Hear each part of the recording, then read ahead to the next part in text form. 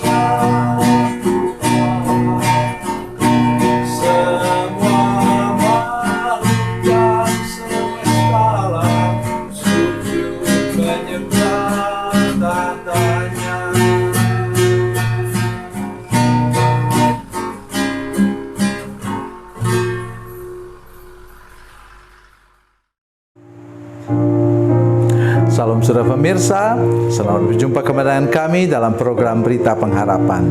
Saudara pemirsa, hari ini saya ingin menunjukkan kepada saudara jalan dari firman Tuhan. Bagaimana kalau engkau mau sukses dan berhasil dan perjalanan hidupmu aman? Mari kita berdoa sebelum kita lebih jauh mendengarkan firman Tuhan ini. Bapa, dalam nama Yesus, terima kasih Tuhan untuk kebenaran firman Tuhan yang terpampang di depan kami. Dan firman Tuhan yang ajaib. Tolong semua pemirsa, saudara jemaat yang menyaksikan program ini, supaya kami tahu jalannya kalau kami mau sukses dan berhasil sesuai dengan kebenaran firman Tuhan. Dalam nama Yesus, haleluya, amin. Saudara pemirsa, mari kita membaca firman Tuhan hari ini. Ya. Dari Perjanjian Lama, Perjanjian Lama, kitab Nabi Yesaya, pasal 33 ayat 15 dan 16.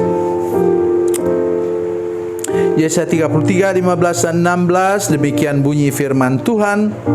Orang yang hidup dalam kebenaran, yang berbicara jujur, yang menolak untung hasil pemerasan, yang mengebaskan tangannya supaya jangan menerima suap, yang menutup telinganya supaya jangan mendengarkan rencana penumpahan darah, yang menutup matanya supaya jangan melihat kejahatan. Dialah seperti orang yang tinggal aman di tempat-tempat tinggi. Bentengnya ialah kubu di atas bukit batu. Rotinya disediakan, air minumnya terjamin. Amin. Saudara pemirsa, saya tidak bisa bayangkan. Coba saudara lihat muka saya ke sini. Ya, dapatkah kita membayangkan kita hidup seperti itu tadi? Tolong, jangan menolak firman Tuhan. Kalau Tuhan berfirman, Ia akan berikan kepadamu yang percaya dan beriman kepadanya, yang sudah menjadi anak-anaknya, miliknya, hambanya, muridnya. Engkau diberi kemampuan untuk melaksanakan firman Tuhan yang kau dengar. Oleh sebab itu hari ini saya mengajak kita semua untuk belajar percaya. Mari kita perhatikan satu persatu. Orang yang hidup dalam kebenaran. Yohanes 17 ayat 17 mengatakan bahwa firman-Mu adalah kebenaran. Mulai dari sana saudara sekalian. Hiduplah dalam firman Tuhan, baca firman Tuhan, renungkan firman Tuhan. Kalau boleh 3 kali sehari. Ya. Baca firman Tuhan, renungkan firman Tuhan, dan minta supaya firman Tuhan itu beroperasi. Ia berkuasa saudara sekalian. Firman Tuhan lukiskan sebagai pedang yang bermata dua. Ia sanggup untuk menolong, membedah kehidupanmu, membuang semua kanker, dosa dari kehidupan saudara sekalian. Itu nomor 1. Yang kedua apa katanya? Yang berbicara jujur. Bicara menyangkut apa? Tutur kata. Bukan hanya tutur kata saudara sekalian. Mulai dari etika dan moralmu harus diperbarui dan diubahkan oleh Roh Kudus. Pola dan gaya hidupmu harus diubah dan dibaharui oleh Roh Kudus. Dan tutur kata dan tingkah lakumu harus diubah dan dibaharui oleh Roh Kudus. Bisa? Bisa. Tuhan sudah menjaminnya dalam Roma 12 ayat 2. Berubahlah oleh pembaharuan akal budimu. Akal budi menyangkut mindset dan juga feeling, emosi dan perasaan kita. Yesus berkuasa untuk mengubahnya dengan menjadikan saudara memiliki buah-buah Roh Kudus, yaitu kasih, sukacita, damai sejahtera dan seterusnya sampai kepada penguasaan diri nomor 9, buah yang ke-9. Jadi bisa. Tutur kata dan tingkah laku kita pasti bisa diubah oleh Tuhan. Berbicara dengan jujur, yang menolak untung hasil pemerasan. Dengar baik apa yang saya katakan hari ini. Dalam perumpamaan talenta, Tuhan mau engkau apa? Untung 100%. Yang 5 dapat 5 menjadi 10. Yang 2 dapat 2 menjadi 4. So, masih dengar saya? Tetapi yang tidak boleh ialah kita untungnya hasil pemerasan, hasil menipu orang. Tidak boleh, ya. Tuhan tidak berkenan kepada keuntungan seperti itu. Yang mengebaskan tangannya supaya jangan menerima suap. Ya, di negara kita tahu itu KPK itu adalah lembaga anti rasuah katanya. Rasuah itu sama dengan suap. Saudara pemirsa, bisa diberantas? Tidak bisa. Penjara juga kadang-kadang justru keluar dari penjara orang menjadi lebih jahat. Bukan saya tidak setuju adanya lembaga anti rasuah dan penjara, bukan. Tetapi mari kita sebagai orang percaya di sini ingat bahwa yang mengebaskan tangan supaya jangan menerima suap itulah kita sendiri, ya. Saudara ngapain apa saya katakan? Sikap hati kita sendirilah yang sudah diubah oleh Tuhan, yang membuat kita mampu mengebaskan tangan, artinya tidak sudi sama sekali untuk menerima suap dalam bentuk apa saja. Oleh sebab itu saya mengajak kita hari ini untuk punya sikap hati yang tulus, lurus, dan kudus di hadapan Tuhan. Berikutnya, yang menutup telinganya supaya jangan mendengarkan rencana penumpahan darah.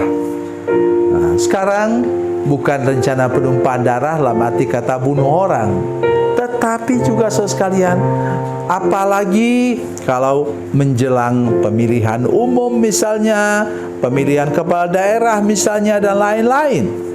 Itu berita hoax, orang membunuh apa? Bukan nyawa orang, tapi membunuh karakter orang. Masa depan karirnya dibunuh dengan kita menyebarkan berita yang tidak berkenan kepada Tuhan. Mari tolong tutup telinga, jangan ikut mendengarkan rencana jahat itu. Yang terakhir, yang menutup matanya supaya jangan melihat kejahatan. Sekarang di media sosial, dalam genggaman tangan kita, kita bisa mendengarkan ngeri, ya. Coba sudah hitung berapa banyak berita positif dan negatif yang disampaikan oleh media sosial. Saya sudah menghitungnya, 90% berita negatif. Kalau tidak ada negatif, tidak ada yang ngeri-ngeri, katanya tidak laku, orang tidak suka nonton. Bahaya sekali dunia ini, saudara sekalian. Sekarang mari tutup mata kita dan ingat tadi, seluruh hidup kita harus diliputi dengan kuasa darah Yesus supaya kita aman dan mampu untuk melawan segala kejahatan dunia ini. Tuhan Yesus memberkati, Tuhan Yesus baik. Mari kita berdoa. Bapa, dalam nama Yesus, terima kasih untuk firman Tuhan yang baru kami dengar. Kami berdoa, lindungi kami dengan kuasa darah-Mu, penuhi kami dengan Roh Kudus, supaya kami bisa hidup berkenan kepada Tuhan dan membuang jauh-jauh semua hal yang jahat dari semua segi kehidupan kami. Dalam nama Yesus, haleluya, amin.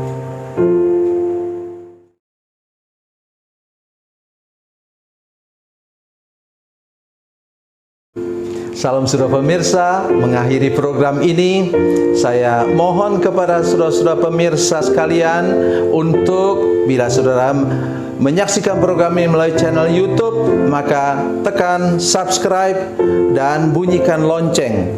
Dan bila saudara menyaksikan program ini melalui channel Facebook, tolong saudara-saudara sekalian tekan like dan juga komen. Dan demikian pula bila sudah menyaksikan program Makanan Bergizi hari ini yang tertulis, maka tekan yang sama juga, tekan like dan tekan komen. Dan tolong saudara-saudara sekalian untuk membagikan program ini, share program ini di channel saudara-saudara sekalian, supaya lebih banyak lagi orang diberkati melalui program ini. Tuhan Yesus memberkati, Tuhan Yesus baik.